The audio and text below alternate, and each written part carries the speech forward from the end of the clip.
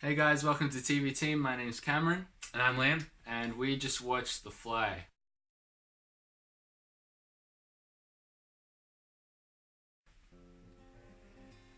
Now, where do we begin with this film? Because, Yes, it's very interesting.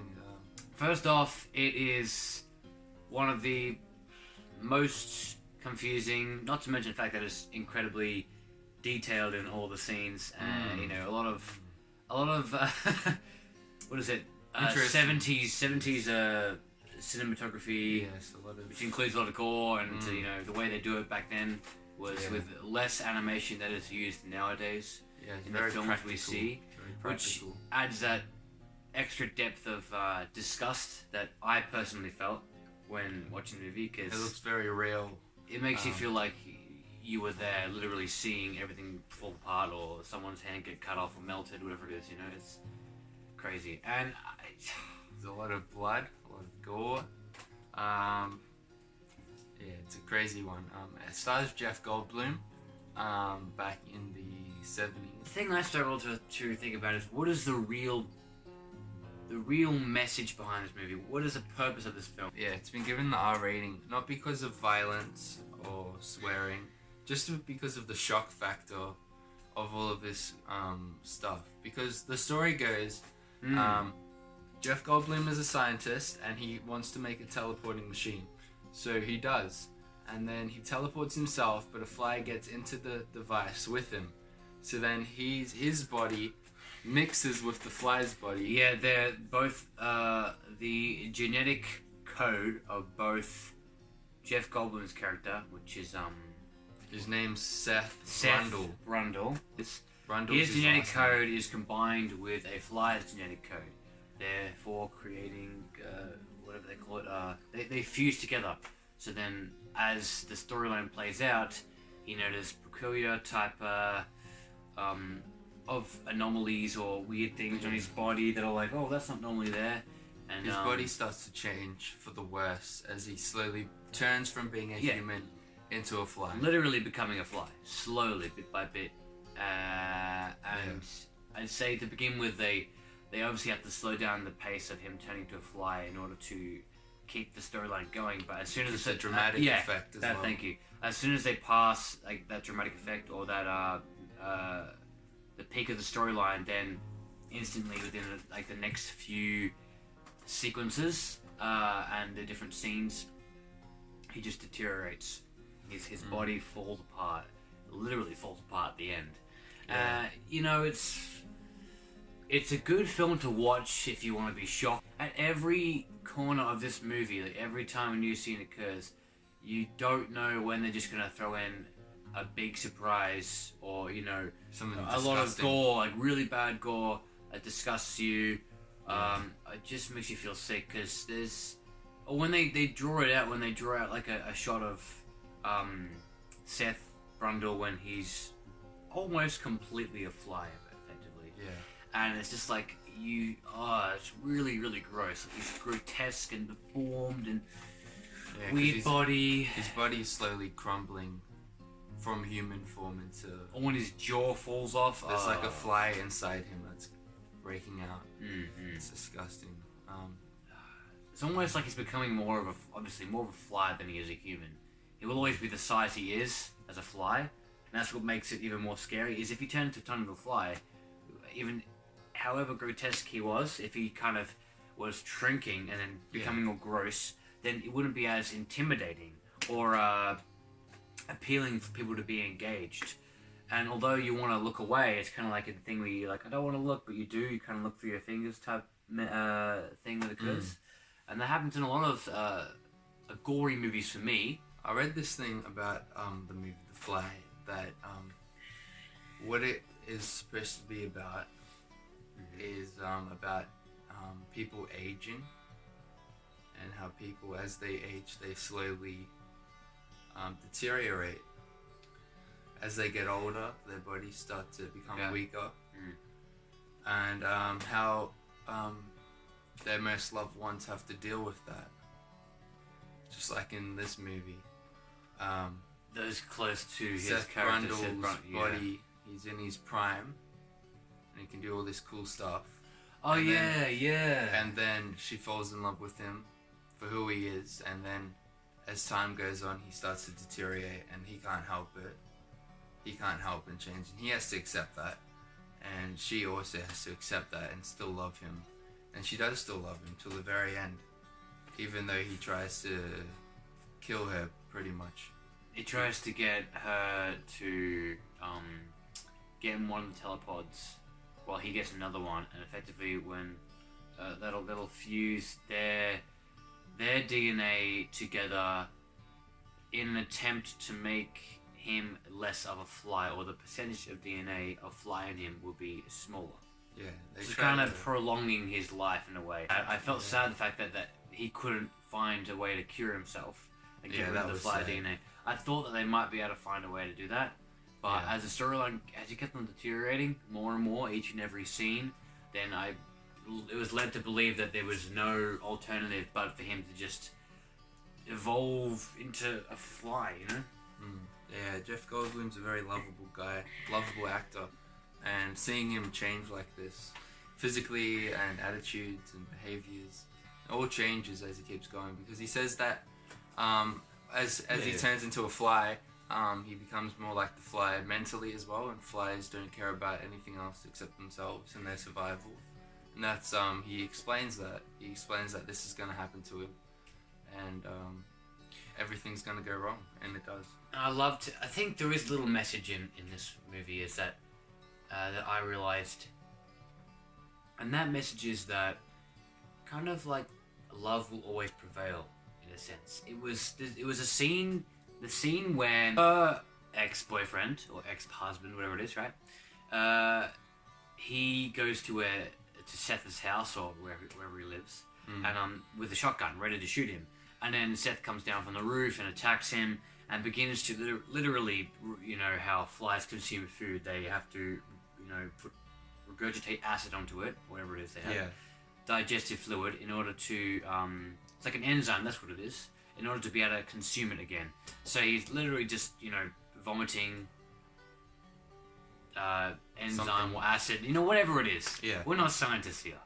Onto his leg and his arm. It's really gross, but as soon as the lady, I wish we knew her character name, calls out his name, it's almost like even though he is kind of slowly becoming a fly, and he's still ex boyfriend, he's attentive, he's listening, he's not in any way trying to harm her. You know what I mean? And that is that applies to even that same scene later on when he's trying to get her to go on one of the telepods. He's suggesting it to her, and although he's kind of pulling her, it's not like he's lost his personality, but it's not like he's stopped talking. It's not like he's just a monster. Yeah, until when she starts to push away and then things start falling off him. That's when his final moments really as himself, you know, Seth Brundle, kind of dissipate and disappear as, you know, he falls. His body kind of falls away, and the inner fly is revealed. Yeah, it's a full body transformation. But as soon as that happened, you know, there's no turning back at that point. You kind of you realize that there might not be as big a sense of hope for the character, and there are movies these days that do that. But I guess with the tropes that are associated with, you know, film storylines or plot types, usually there's a resolution, a positive resolution. In this movie, any movie, there's always a resolution. Yeah. But with this one, it's not There really the wasn't. resolution that you hope for. You know, and it's Yeah. interesting for the audience because they then have to think about, well, what's the message? What's happened here? What is this telling us? Yeah, what are And we like supposed Cameron to take said out of about when people age and how they slowly deteriorate. it? Yeah, and it's nothing you can do about it. Yeah. You just have to accept it. I guess, yeah. within a sense, that doesn't quite apply to human life as such, because you may age, and yes, you will slowly, that's your body slowly deteriorating, but to a certain extent, you can improve things about yourself that might improve your quality of life instead of falling so far as an imaginary character, you know, from a movie deteriorated. He became nothing. and that's because of something else as well. Something that has invaded his body. I mean, it was, like you said, it was his choice. Just like it's our choice to do certain things in our lives, and whether we do one, the consequences might benefit how we age or how we live our lives. But with him, once he took that leap and he wasn't fully conscious of it, more and more I think about it, the little actions he does do represent choices that we can do in our lives. But I will say that we can definitely do a lot more, and we have a lot more control than his character did in the movie with how we progress in our lives. Because his was rapid. Yeah, he was But very if we're spontaneous too. if we're talking about real life diseases, then that directly applies to it's the same in the film. So his body starts to corrupt and he starts dying. You can't do anything about it. And as a viewer, you get to see what happens. Jeff Goldblum was really good in this. He didn't really have to do much, I think, until he started turning into the Fly. I think that was the challenge.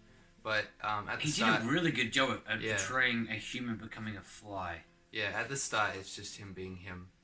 Then later on, and then later on, he really puts a lot of effort into this one. I think I realized something as well when it comes to acting in a film like this.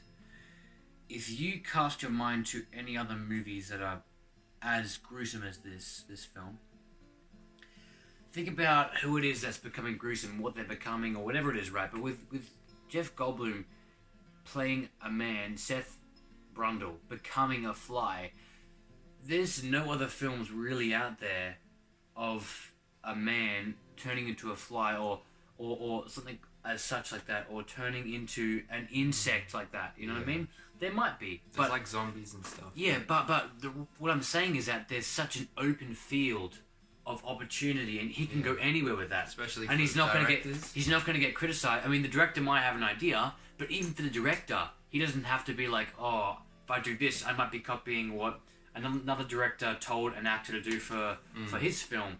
It's such a big open playing field, and there's so many different ways that you can take the character and use your imagination and creativity, and that is also another reason why it's a good performance for him and a challenging one.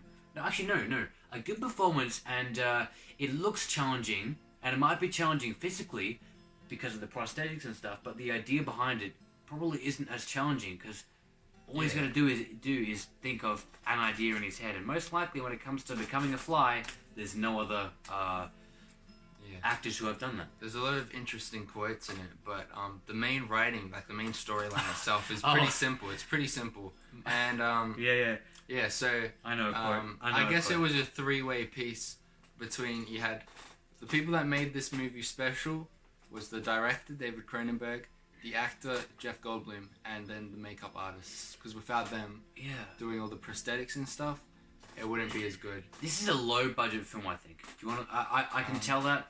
Well, I feel it. Would you feel differently? Well, I don't know, because it's a popular director, popular actors. Well, if it's not a low-budget film, then I mean, they must have had to spend a lot on that stuff. Oh yeah, they might have spent. Yeah, you're right. They probably spent a lot on the details of the prosthetics and all that kind of stuff. Yeah. Because when it comes to, they kept the same sets. You know, the same set of his apartment or whatever it is he lives in. You know, a few different places they shot in, but they don't really. It was kept relatively in the same area. And if it was in a different location, it'd be like one shot. Like in The Doctors, when she wants to get an abortion and she's asking in the middle of the night, it's just two cameras kind of shot in a small, like, square set. Yeah. Not only that, but the small ensemble for this film. Yeah. I was like, wow, there's really only three main characters. Really. There's only three. You've got Gina Davis's character, Jeff Goldblum's character, and then this other guy who's the ex. I mean, you've got doctors and people at bars and stuff, but they're not that important. No. Even the locations, we could probably count them with our hands. You've got Seth Brundle's place. Okay, sorry, yeah. Seth Brundle's place. You've got the doctors. You've got the bar. You've got the surgery room. The restaurant. You've got the kind of like the lobby area, you know, at the beginning of the film. 6. And that'd probably be the most besides the prosthetics. That's it, I think. One of the most expensive shots out of all the film, because they're using a bunch of extras in that. Yeah. Every other scene is probably a lot cheaper. Yeah, 'cause it's just the two. If you want to, oh yeah, because they kind of kept the apartment was one big set because you could see that his room in the background when they were shooting Just have to get in it the from different the angles. kitchen. I don't really think there's really much else to add about the way the movie is created or anything like that. Jeff Goldblum's first movie was in Death Wish in the early 70s when he was a teenager. But I think his first debut as an actor by himself was this movie. Really? I think so. I think this was his I never first thought that. Wow. legit movie. And then after that, he started to do other things like Jurassic World, somewhere back there. Jurassic Park, you mean? Yeah, Jurassic And then Park. he was in Jurassic World, was he? I'm not sure. I haven't seen it. Well, we haven't seen that. There you go. There was a lot of talk about this movie back in the day about the two main characters and whether or not they were actually in love. It turns Really? out that What, they really? actually married after this. Oh, that's who he was married to. Yeah. Oh. Sorry, I kind of feel a bit because I knew that he was married. I guess during the 80s, 70s, whatever it was, Yeah. But I didn't know it was her. I just never really looked into it. I knew it was someone, and wow. Questions. Yeah. I have so many questions, but it's all in the past, I guess. Yeah, it's ages ago, before we were born, that's for sure. Oh yeah. Yeah, I wonder if our parents saw this and were scared by it. I think they would have been more scared than Your we parents were. would have been like that. Yeah, My so- dad probably would have been like, oh. And then then when I ask him Yeah. about it, he'd be like, it's fine, Lance. And I watch Yeah. it and I'll feel all disgusted by it all. The gore factor is a bit like the Alien movie when the alien comes out of the guy's chest. There's a lot of that, yeah, a lot of that kind of stuff. If you think that's disgusting, then this movie's definitely going to be disgusting. But if you can handle that, then you could probably handle this movie.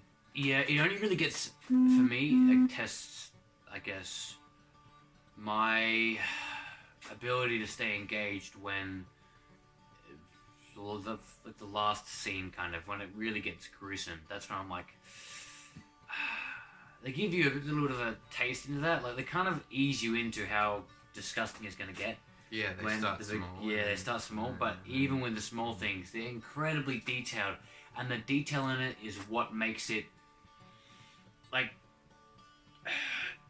just really gross to... I'm just thinking about it right now. It's definitely really... It's a gross out movie. Because it looks so real, that's why. Like, you can tell when an animation blood or animation gore is occurring. But Yeah. it's so real. Like, it's... Yeah. Yeah. Then again, that's just me. But It's weird because it's an old movie, but it still stands up to this day where... a lot of movies are like that. Some Yeah. old movies Yeah. always have their place in film history. Like or Alien. in your cabinet, Yeah, like Alien, some other ones. What have we got here? Alien movies, the Blade Runner movies, Jurassic Park, I guess. yeah, is one. they all hold up really well, and they're like 30, 40, 50 years old. It's good stuff. Especially when they have a trilogy or, a few movies with sequels that are from like the 70s. That's when they're really good movies. Even the Indiana Jones holds up really well. Even Star Wars. Yeah, Star Yeah, Wars. yeah. We probably should have said that one first. It's a Yeah, big one. Star Wars is a good example. But with Yeah. this film, it's a bit of a puzzle, and for me, you don't really understand exactly what the purpose of the film is. Like, we think of these things, but you just don't know what it is. Well, anyway, that's our review of The Fly.